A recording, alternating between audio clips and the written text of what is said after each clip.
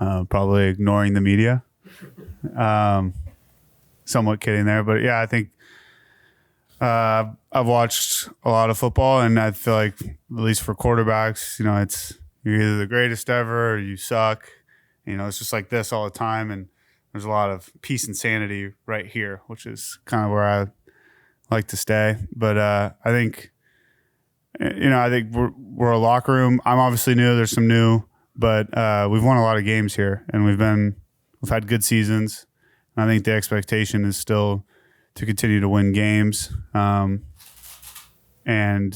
I think it's just getting back to your routine as quickly as possible, especially on a short week. I don't think there's really been much time to, let it sink in. Oh, that was a good win, or what a great overtime win. But I know for me personally, it's going and looking at the film of every game the same, whether you won or lost, and picking out a couple things you can get better at. I still think I'm early in my starts. I don't have that many. I think going into this will be my third one, so should continue to get better.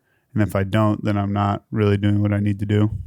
Jake, how much did you replay that game in your mind? How much have you done that maybe through college, maybe back to high school, if at all, and you just kind of let that game go and go to the next? What do you mean by replaying it? Replaying the game in your mind of what you did great, what you didn't do well, just kind of reflecting as you go through. Yeah, I think watch it a couple times through. Watch it with Pitch, our quarterback coach, and kind of have my notes on it, things I can refer back to, things I want to work on, and then move on.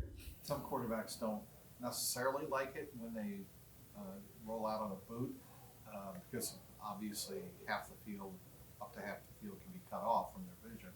But with you, why are you so comfortable running boots? I feel like I've always done well on the run, and I think when you're running the ball well, those plays come alive more, just because the backside DN has to play it more. Linebackers have to be more aggressive to fill, and so having those two play off each other, you can't really call those plays without running the ball well. You have to get a reaction from the defense, and they have to think that you're actually handing it off. So I think that's kind of what's giving those light.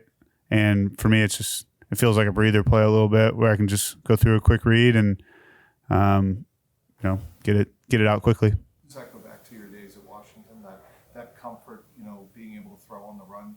Yeah, I think I've always thrown on the run well, but I think really it goes back to when I was in Minnesota. We did it a lot and did it a lot in practice, and we were kind of a wide zone, naked team. So got a lot of reps of doing it. What do you remember about your last Apple Cup game? What do I remember about my last Apple Cup game? Yeah. That it was snowing a lot, and that Gardner Minshew was the other quarterback, which is probably why you're asking. And I just remember I think we were really good on defense all my years there, and I remember it being a very dominant performance on defense and running the ball. And I remember it was snowing so bad that we didn't put a punt returner back there because he couldn't see the ball or the punter. And so we just rushed everybody. And I remember thinking, it must be pretty bad. Did you ever keep up with his career at all? Yeah. I think anytime you have a guy that, he didn't go undrafted, but he's a later pick and has kind of had to scrap. And I've always had a lot of respect for his game. And, had a couple times where did different workouts and stuff with him. Always been a guy that seems very easygoing, but when it's time to work, he works hard. And I can always appreciate those guys that can be easygoing, normal to be around, and then when it's time to go, it's time to focus. And he was able to kind of flip that switch. And so I've always kept up with his career a little bit. Living the NFL journey that you've had, finally getting this opportunity, making the most of it on Sunday, winning AFC Offensive Player of the Week. I know you're in a playoff hunt right now, but are you able to kind of absorb it and enjoy the moment? I don't want this to come off arrogant, but I expected to do well in the games that I've played in, so when it does happen, that's kind of my expectation. Like I expect to do well. Obviously, went very well, but it's not like I'm rolling out there like, this is going to go terribly, and then just shocked when it goes well. So it's yeah, you're happy you did well because it's a hard game. It's a hard position, and there's lots of really good players that go out there and have hard games. But I expect to do well when I go out there. So it's not something where I'm just completely caught off guard by it. We heard Burrow talk about how vital Dan Pitcher is to his preparation, but from your perspective now that he's helped get you ready for 2 starts, what do you think about the job that Pitch does to get you guys ready on game day? Yeah, I think Pitch is one of the best quarterback coaches in the NFL. I think you can kind of see that with how Joe played and now how I've played, and how he's kind of maneuvered both of, what do I do well, what does he do well, what do we do well as an offense. I think anytime you're doing scheme stuff, there's no 100% correct answer. Like there's just give and take with everything you're going to do. And he's very open about that and acknowledges both sides. I've been in rooms before where, we do it this way and you better adjust. And that's not the case with him. I feel like everything's very open conversation. And I always know where he's coming from, and I always feel like he will listen. Even going back to like my first year here, I was a 3rd string quarterback on practice squad, and he really valued my input to where I felt like I was more engaged. I was going to be engaged in the meeting either way, but I wasn't afraid to say, hey, what if we did this? And he would give it a legitimate listen. So that's always appreciated too. Like me knowing that, hey, it's not easy to put together a whole game plan, and him knowing like this is not the easiest position in the world. Like there's going to be some plays where things don't go how they're supposed to, and I need to move on from those plays quickly in the game, and it's much easier to do that when the coach moves on quickly too. How would you explain his style working with you guys? It kind of seems like quiet, but it seems stickler for details. So how would you explain? Yeah, I wouldn't say it's quiet. I would say it's collaborative. I think he values our input and takes it into account. And, he may not have played in the NFL, but I got a lot of respect for anybody that's played football, played quarterback really at any level.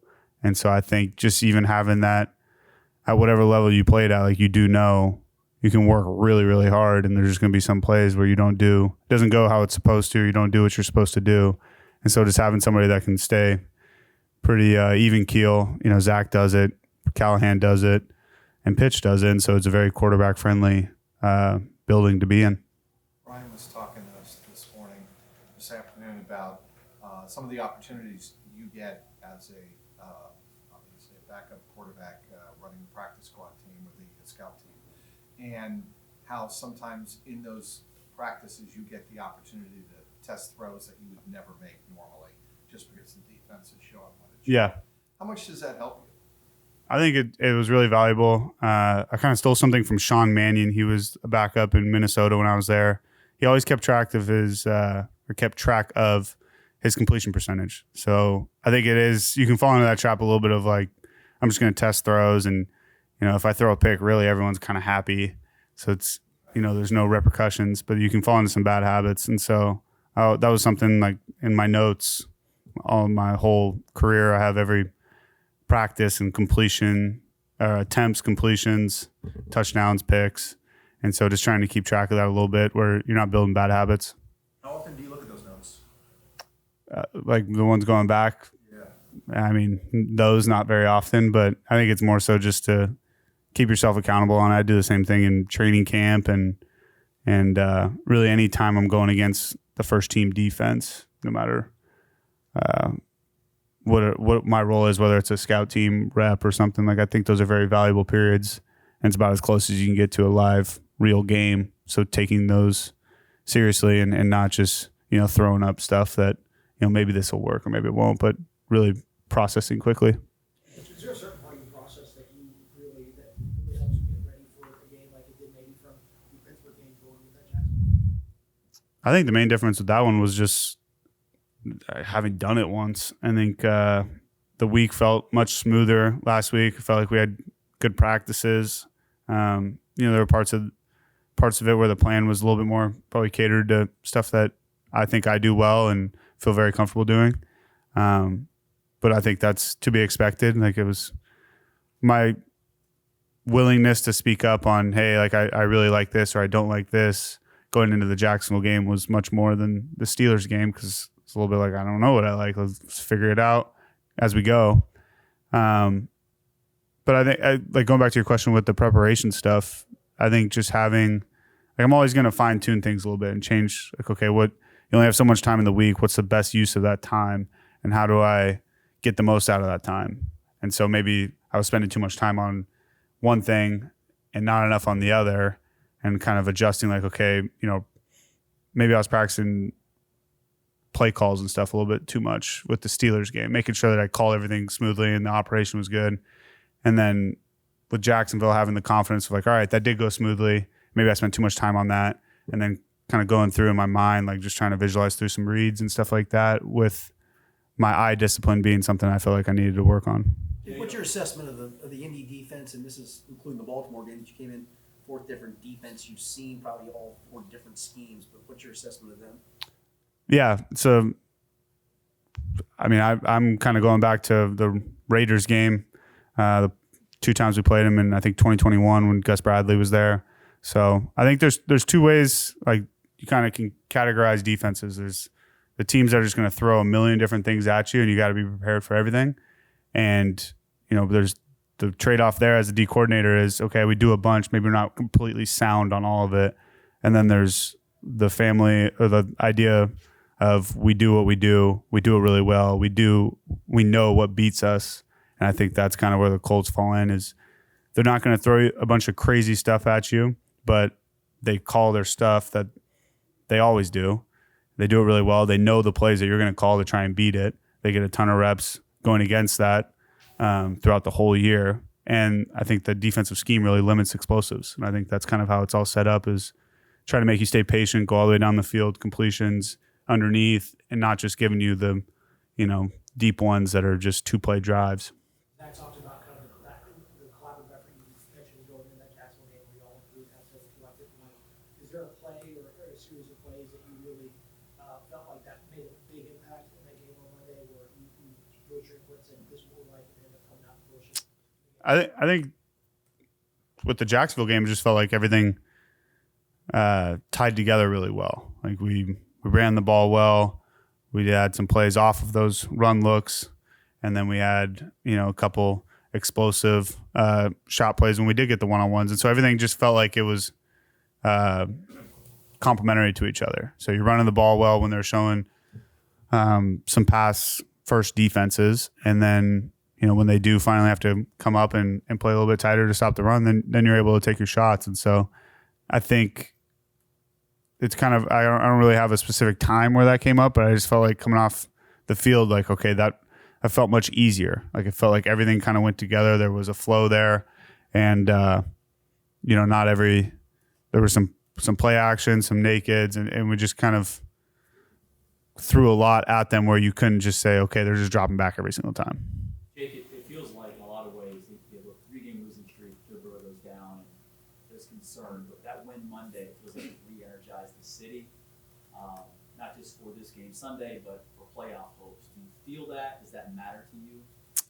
No, I mean, I appreciate that. It's obviously better to have that than everybody pissed because you lost. But like I said, like I expected to win the Pittsburgh game, and I expected to win the Jacksonville game. I was pissed when we lost the Pittsburgh game, and then we won the Jacksonville game. It was like, yeah, that's how it should be. Like we should win that game, and we should win our games going forward. Like I have every expectation to win every game that I play in, and so I think as far as fans and all that, like I said, you want to talk about a roller coaster. It's part of being a fan. It's part of being the media, but part of being the quarterback is just not getting too high, not getting too low. And I think there's a lot of peace and sanity probably in that. A lot of people credit, either former coaches or teammates. What about your parents? Do you get that kind of level-headed approach to what you do from mom or dad? Or?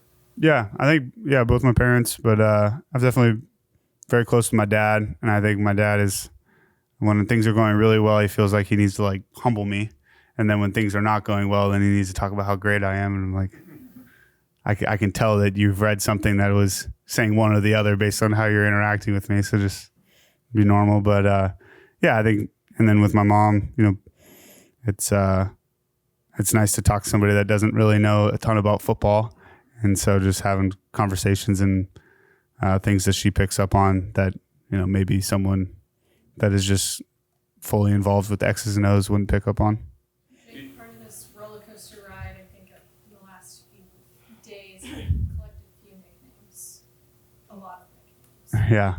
I feel like everyone's just throwing something at the wall, seeing what's going to stick. And it's like, I think the two leaders are Ted is throwing a couple nicknames out there. And I was told to wear the Cincy hat, so I'm obliging. And then Duff he must have thrown out like 4 different nicknames, like just yelled 4 nicknames after the game, just seeing like, all right, which one of these is going to stick? And so I have no preference. I'm good with whatever. After you've seen so much video and finally getting out there and seeing it come to fruition, how grateful are you of just seeing, okay, everything has clicked? As far as my career, or just like The completions and just in the result of last Monday night and going forward. yeah, I think you can, like, obviously I'm very confident in my ability, but until you have a game where you've gotten a good performance under your belt, I think it does a lot for you confidence wise, and just kind of knowing like, okay, I feel like I played well. Here's what I did that led to that. And, replicating that throughout the week is big. And then, I think just, you always think you can do it, but you don't know until you know. And so you have, finally have a good performance, but I would like to reiterate that it was one good game. So let's stack some of those back to back and not just be the guy who had a good one Monday night game and then just, kind of fell off. So I am very paranoid about that probably, but I've seen that happen to guys where they have a good game and, and